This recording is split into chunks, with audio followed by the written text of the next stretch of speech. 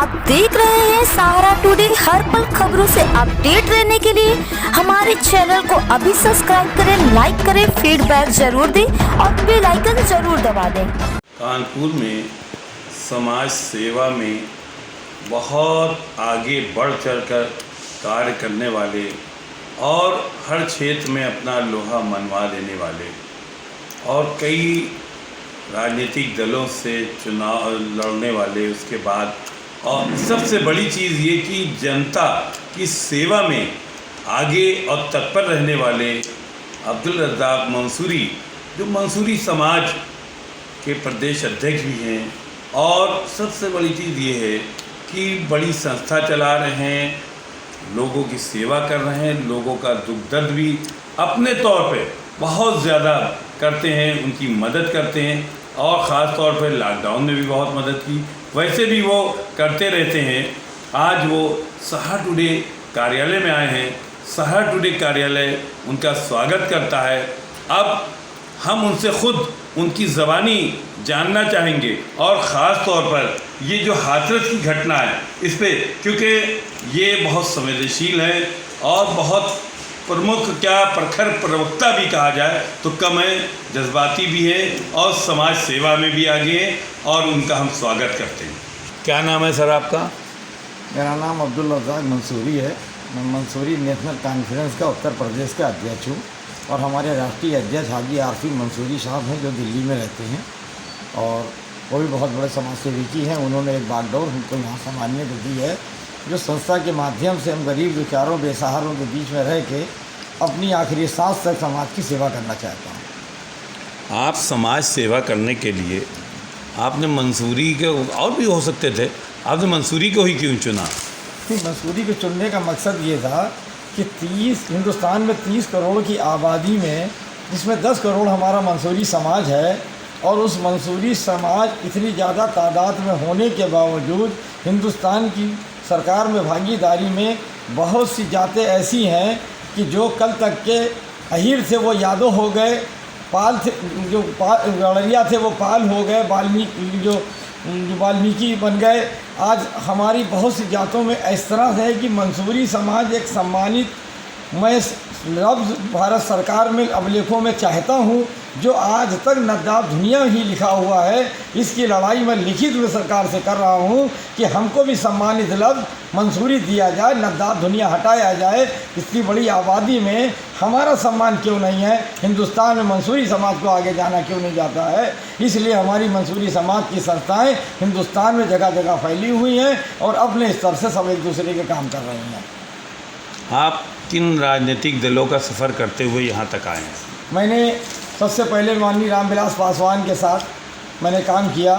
उनकी एक दलित सेना थी, मैंने उस दलित सेना से काम किया। दलित सेना के उन्होंने मुझे एक हमको वार्ड का मंत्री बनाया था और उसके बाद मैंने मेहनत की, मशक्क़त की। आने वाले वक्तों में उसी दलित सेना से मैंने सभासद भी लड़ाए और नगर अध्यक्ष भी मैं सब दलित सेना का रहा। फिर दलित सेना इतनी फैलाई, ताकत बनी, लोक जनशक्ति बनी। लोक जनशक्ति के बाद पासवान जी के साथ हम लोग मिल करके एक चुनाव भी हमने 2007 में लड़ा। लेकिन लोक जनशक्ति की जो ताकत हमारे उत्तर प्रदेश के लोगों ने उनको दी थी, जब वो लोक जनशक्ति बन गए, उनको मंत्री बनने का हमेशा एक शौक प्राप्त रहा और हमेशा मंत्री बनते रहे। लेकिन बाद में जब मंत्री पद उनको मिलने लगा तो वो हमारी समाज के लोग, हमारे दलित समाज के लोग, हमारे और बैकवर्ड समाज के लोगों को सम्मान देना कम कर दिया, जिनके बदौलत ये इतना छाए, इतनी मेहनत की, मंत्री बने। इसी मजबूरी के तहत जब ये हमें सम्मान नहीं दे सकते तो हमने उनका लोक जनशक्ति उनको छोड़ करके, उसके बाद मैंने जो है कानपुर के, आज हमारे बीच में नहीं हैं, चौधरी जियाउल इस्लाम साहब, जो हमारे राष्ट्रवादी समाज पार्टी के राष्ट्रीय अध्यक्ष हैं। उन्होंने मुझे अपनी पार्टी में पद दिया, जो उन्होंने राष्ट्रीय उपाध्यक्ष का पद दिया, पूरे महाराष्ट्र का प्रभार संभालने को दिया। मैंने महाराष्ट्र में एक बड़ी तादाद में कार्यकर्ता खड़े किए, 3,500 कार्यकर्ता महाराष्ट्र में आज भी उनके नाम से हैं। अभी वो वहाँ से चल रही है, लेकिन चौधरी साहब दुनिया में नहीं है। इसका हम लोगों का बहुत शौक़ है। हम लोग उनके न रहते, जो उन्हें राजनीतिक गण और समाज के सेवा करने का हौसला और लोगों के समाज के बीच में दुख दर्द बांटने का हौसला जो चौधरी जिया साहब ने दिया था, वो शायद हम लोगों को कोई नहीं दे सकता। आज हम यतीम अपने आप को महसूस कर रहे हैं। ये बताइए कि जो आगे की रणनीति आपकी क्या है? कहाँ से आप संभावनाएं तलाश रहे हैं चुनाव लड़ने के लिए? कहाँ से समाज सेवा करने के लिए संभावनाएं तलाश रहे हैं आप? देखिए, हम समाज सेवा कानपुर में भी करते चले आ रहे हैं और हम इस वक्त प्रेजेंट टाइम में उन्नाव ज़िले में समाज की सेवा कर रहे हैं। और बांगरमऊ विधानसभा हमारा एक टारगेट है, जहां पर हमारी एक बड़ी तादाद में हमारी मंसूरी बिरादरी का 40,000 वोट मंसूरी बिरादरी का है। 1.25 लाख हमारा जो है बैकवर्ड है, और जिसमें 10,000 वोट हमारा वहाँ पर जो है ऊंची जात खासाब बिरादरी का है। तो जहाँ पर हमारा मंसूरी बिरादरी का कोई भी लीडर आज तक ना हुआ है ना है, तो इस और परेशानियाँ और ऊंच के जात के लोग जिस तरह दलित लोगों को परेशान करते, इस तरीके हमको भी नीच जात समझ करके हमारे समाज को उत्पीड़न करते थे, परेशान करते थे और उनको जो है ज़बरदस्ती करते थे। वो उनका दर्द हमसे नहीं बर्दाश्त हुआ। तो इसलिए मंसूरी नेशनल कॉन्फ्रेंस के प्रदेश के अध्यक्ष होने के नाते मैंने बिरादरी का काम करने के साथ साथ आज ऊपर का शुक्र है कि हमारे साथ बैकवर्ड में हिंदू बैकवर्ड, मुस्लिम बैकवर्ड सारा जुड़ा हुआ है। मैं उनके कदम से कदम एक एक गांव चलता हूं, काशी राम की तरह मैं चल रहा हूं। मैं सुबह निकलता हूं, अगर 10 गांव में रात हो जाती है तो वहीं सो जाता हूं, और मैं एक एक गांव में चल रहा हूं। जिस गांव की परेशानियां मिलती हैं कि यहाँ ऊंची जात के लोग अगर किसी समाज के हमारे बैकवर्ड दलित किसी को सताते हैं तो हमारी गाड़ी वहाँ पहुँचती है और मैं उनकी हेल्प करता हूँ और हर तरह से लड़ाई लड़ता हूँ। तन मन धन थाना पुलिस सब देखने का काम करता हूँ और देखता रहूँगा आखिरी सांस तक। आप रहते हैं कानपुर नगर में, चुनाव लड़ने गए हैं बांगरमऊ, क्या कानपुर से आपने हार मान ली क्या? नहीं, हार नहीं मान ली है। हमारी जन्मभूमि ही बांगरमऊ विधानसभा की है। मेरा ननियाल, मेरा ददियाल, मेरी जन्मभूमि ही, पैदा परवरिश पढ़ाई लिखाई सब हमारी बांगरमऊ की है। बांगरमऊ के पास 9 किलोमीटर पे एक हमारा गांव कदियापुर है, जहां का मैं रहने वाला हूं। मेरी पढ़ाई लिखाई सब कुछ वहीं की है, इसलिए वहां के लोगों में बहुत प्यार है और जो हमारा कल्चर सब वहीं का है। और इस शहर में हम आए और शहर में आने हमारे वालिद साहब आए तो उसमें हम लोग भी आए। यहाँ पर बिजनेस हमारा कारोबार यहाँ कानपुर में है। मैं जितनी कानपुर की सेवा करता हूँ उससे ज़्यादा हम अगर वो विधानसभा में जा कर के सारे समाज की सेवा करता हूँ। कोई भी हमारे यहाँ आता है, चाहे वो कोई भी हो, उसमें भी सेवा करता हूँ। अभी लॉकडाउन में भी आपने देखा होगा हमारे घर पे अगर ब्राह्मण भी आया है तो भी खाली हाथ नहीं गया है। बाकी हर सब समाज की सेवा करता हूँ। आप जो है कानपुर छोड़ कर गए, क्या ऐसा माना जाए डर के गए हैं? क्योंकि वहाँ जातवाद को चूँकि आप मंसूरी बिरादरी और मंसूरी का ही नेतृत्व करने गए, आम तरीके से नेतृत्व? मैं डर के नहीं गया हूँ, न डर के राजनीति की है, न डरता हूँ, न किसी से डरता हूँ। मेरा एक लक्ष्य है कि मैं जहाँ का पैदा परवरिश हूँ, जहाँ हमारा जन्मभूमि है, जहाँ लोगों में हमें प्यार देते हैं, जो हमारे एक सम्मान है कि अगर मैं कल कुछ बनूँ तो सबसे पहले मैं उनको ही फ़ायदा पहुँचाऊँ और उनके ही दुख दर्द में शामिल रहूँ। कि तो कानपुर सिटी है, यहाँ पर बड़े बड़े नेताओं की कमी नहीं है और जिस तरह से यहाँ नेतागिरी होती है, तो इसलिए हम एक छोटे नेता कब टांग खींच दें ये पता नहीं चलता है। वहाँ हमारा इज्जत और सम्मान भरपूर है और सारी जातों में है, इसलिए हमें सम्मान के साथ ज़िंदगी गुजारनी है और अपने समाज के साथ ज़िंदगी। जब जनता का आपको समर्थन मिल रहा है कानपुर में तो उसे टांग खींचने की बात ही नहीं आती, तो जनता वो समर्थन मुझे मिल रहा है, लेकिन वो समर्थन कब गुमराह कर देती है समाज, कब विश्व में ले आती है, इसका पता नहीं चलता है। और समाज आज इतना वो हो जाता है कि रातों रात समाज को कहाँ से कन्वर्ट कर देते हैं। हमारे जैसे कोई समझ में नहीं आता है कि हम इसको कहाँ से बराबर करें। वो बड़े नेता, बड़ा मठाधीश और बड़े दौलतमंद लोग हैं, मैं दौलतमंद नहीं हूँ। मैं एक गरीब प्रत्याशी की रोह में हूँ, गरीब समाज सेवकी हूँ और गरीबों के बीच में रहकर सेवा कर रहा हूँ। जो इज़्ज़त, जो सम्मान हमको वहाँ मिल रहा है, शायद हमें यह लगा था कि हम कानपुर में ये इज़्ज़त सम्मान नहीं पाएंगे, इसलिए हम अपने आप को वहाँ कन्वर्ट करके गए। हाथरस की घटना जो हुई है, बहुत दर्दनाक घटना हुई, उस पर क्या कहेंगे?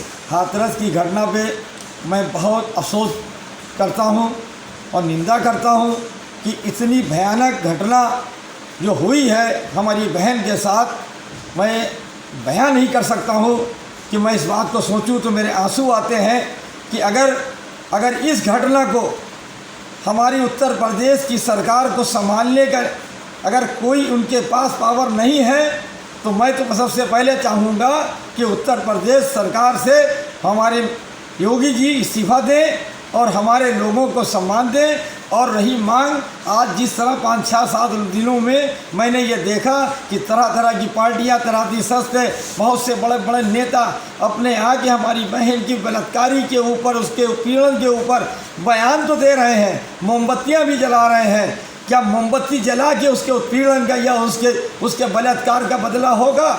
या बड़े बड़े नेता बयान देकर अब ये बयानबाजी देना बंद करें, मोमबत्ती जलाना बंद करें। इससे बेहतर मेरी मांग ये है कि उस पीड़ितों को जो सज़ा मिलने से पहले उन पुलिस वालों को फांसी होनी चाहिए जिनने लैंड ऑर्डर को अपने बाप की बपौती समझकर इन लोगों ने इस्तेमाल किया और किसी घर वालों को ना देकर डेड बॉडी रातों रात किसके आदेश से उन्होंने जलाने का काम किया है और उसको जला करके माँ बाप को रुलाया है, उनके आंसुओं को देखा है। मैं कहना चाहता हूँ कि उत्तर प्रदेश में सबसे पहले अगर लैंड ऑर्डर है और अगर कोई कानून है तो सबसे पहले इन पुलिस वालों को फांसी दी जाए, उसके बाद उन दरिंदों को फांसी दी जाए और उनके साथ जो ये पैसे देकर हमारी माँ बहनों के बलात्कार के साथ खिलवाड़ किया जा रहा है। क्या हमारी इज्जत और आबरू 5 लाख 10 लाख रुपए में बिकती है? हिंदुस्तान की गवर्नमेंट के अंदर ये मुख्यमंत्री भी कहीं किसी भी स्टेट के होते हैं, कहीं बलात्कार होता है, कहीं जुल्म होता है, तो वो हिंदुस्तान के अंदर बैठे हुए जनता के पैसे से उस बलात्कारियों को फांसी ना दे करके उनके ऊपर जांचें बैठाने का नया रोल बना देते हैं और उसके साथ साथ 10 लाख 5 लाख रुपए दे के हमारी माँ बहनों की आबरू करते हैं। क्या ये पैसा आबरू लूटने के लिए दिया गया है? ये हिंदुस्तान की जनता का पैसा है, इनके बाप का पैसा नहीं है। और आबरू लूटने की बात आती है तो तुम ये समाधि हमारे पास एक अभी उन्नाव में जो पीड़ा हुआ थे, जो कुलदीप सेंगर ने रेप किया था, उसमें जो यहाँ भी एसपी थे वो उसी पीरियड वहाँ भी रहे। उनको तो मुझे ऐसा लगता है कि वो उत्पीड़न करने वाले करने वालों को, बलात्कारियों को बचाने के ही ये ट्रेनिंग ले करके आए हैं। ये पुलिस की समाज की सेवा करने के लिए नहीं आए हैं। इस पुलिस के बाद इनको करना चाहिए। और मैं सबसे पहले अपने भाई दलित समाज के लोगों से कहना चाहता हूँ, अब सरकार के ऊपर, शासन प्रशासन के ऊपर अब सब भरोसा छोड़ दें। अब इनको अगर अपनी माँ बहनों की, हमें अपनी माँ बहनों की इज्जत आबरू बचानी है तो हमको पीछे के स्टेट में जाना होगा कि जिस तरह पहले हमारे बुज़ुर्ग, हम लोग घरों से निकलते थे तो हमारे कंधे पे लाठी होती थी, हम लोग चलते थे। तो आज हमें अपनी सुरक्षा के लिए, अपनी माँ बहनों की सुरक्षा के लिए हमको वो पुराने कल्चर लेना पड़ेगा। हमारे कंधे पे लाठी होगी, हम सुरक्षा खुद करेंगे, हम इनके साथ कोई भी समझौता नहीं करेंगे। और हम अपने भाइयों से कहते हैं, दलित समाज से तो ज़्यादा आग्रह करते हैं कि सबसे पहले उन पार्लियामेंट के अंदर जो 65 से 63 करीब सांसद दलित समाज के जो बैठे हुए हैं, इनके पुतले बना के इनको जूते मारने का काम करें और इनको बाइकाट करें। आज ये वहाँ चुप्पी साधे बैठे हुए हैं, सिर्फ पत्ते चाटी करने के साथ सरकार की हमारी माँ बहनों की यहाँ आबरू लूट रही है, बलात्कार हो रहा है, यहाँ जुल्म हो रहा है और ये वहाँ बैठे हलवा और पूड़ी खा रहे हैं। क्या इनको शर्म नहीं आती है कि ये किस तरह है? इनको बाइकाट करें। और जिस तरह 2014 से पहले दलित समाज दलित था, वो दलित समाज फिर से बने, क्योंकि 2014 में जो गलती की हम लोगों ने कि हम लोग बजाय दलित समाज अपने बुजुर्गों को बदल के हम हिंदू बन गए। अगर हिंदू बने ना होते तो आज इनकी हैसियत नहीं होती, इनकी औकात नहीं होती कि हमारी माँ बहनों में ये हाथ डालते। हम चाहते हैं कि सबसे पहले इन पुलिस वालों को फांसी हो और इस लैंड ऑर्डर मानने वालों को, मैं इन पुलिस वालों से भी कहना चाहता हूँ, इसमें से कहना चाहता हूँ कि जरो ऊपर वाले से, हमारे पीड़ित परिवार से, हमारी माँ बहनों से अगर इनकी हाय लग गई तो तुम्हारी हाय, ये तुम्हारी नौकरी, तुम्हारे बीवी बच्चे ये किसी में महफूज नहीं रखेंगे। लैंड ऑर्डर, अल्लाह का लैंड ऑर्डर किसी के नहीं सुनता है। और लैंड ऑर्डर तुम जो यहाँ आका का मानते हो, उस पर उत्पीड़न करते हो, इस लैंड ऑर्डर को छोड़ो। अगर किसी की हाय लगी उस जो पीड़ित परिवारों की, तो तुम कहीं से नहीं बचोगे, उसका सिला तुमको भी भुगतना पड़ेगा, तुम्हारे बच्चों को भी भुगतना पड़ेगा। उत्तर प्रदेश सरकार ने अभी वो परसों एक रिपोर्ट जारी की है, इसमें कहा ये जो हादसे की घटना हो रही है इसमें PFI है, कुछ लोग हैं, क्या मानते हैं इसको गलत मोड़ दिया जा रहा है? ये हिंदुस्तान की एक बहुत पुरानी रीत चली आ रही है और सबसे ज़्यादा हमारे बीजेपी सरकार में इनको अपने ऐब छुपाने की, इसके अलावा उनके पास कोई और काम नहीं है। अभी तो कुछ भी नहीं हुआ है। अभी तो आपने ये सुना है कि PAP या मुस्लिम कोई संगठन या मुस्लिम देश इसको फंडिंग करके ये कर रहे हैं, ये अपने ऐबों को छुपा रहे हैं। और हो सकता है आने वाले दिनों में कहीं पर ये कोई हिंदू मुस्लिम कर दें या कहीं पर मंदिर में कुछ उल्टा सीधा दिखवा दें या आतंकवादी किसी को पकड़वा दें बेगुनाह पड़ा के उस रास्ते को ऐसा मोड़ दे देंगे कि हमारी बहन हाथरस का कांड इतने नीचे दब जाएगा कि लोग उसको भूल जाएंगे। ये तो इनके अंदर एक खसियत है और इसी बिना पे हिंदुस्तान में चल रहे हैं। हमारे हिंदुस्तान की 1 करोड़ 30 लाख जनता को बेवकूफ़ बना रहे हैं। मैं समझ नहीं पा रहा हूँ कि इस तरह से किस तरह के ये झूठ और मक्कारी के साथ ये सरकारें चला रहे हैं और कब ये कांड कर दें। हम हिंदुस्तान की जनता से हम आग्रह करते हैं कि इनके आने वाले हादसे से होशियार रहें कि कहीं कोई ऐसा कांड ना कर दे कि हाथरस छुपाने के लिए ये तुम्हारे ऊपर कोई एक नया जुल्म तैयार कर दे, एक नई हिंदू मुस्लिम राइट कर दें या हिंदू या मुस्लिम दलित राइट कर दें या क्या कर दें। इनको कुछ मालूम नहीं है क्योंकि इनको सरकार इसी पे चलाना आती है। कोई इनको सरकार के बारे में मालूम नहीं है कि हिंदुस्तान में सरकार कैसे, हिंदुस्तान की छोड़िए पूरे मुल्क के अंदर जो बादशाह होता है वो गलियों में देखता है कि हमारी जनता कहीं अगर परेशान तो नहीं है।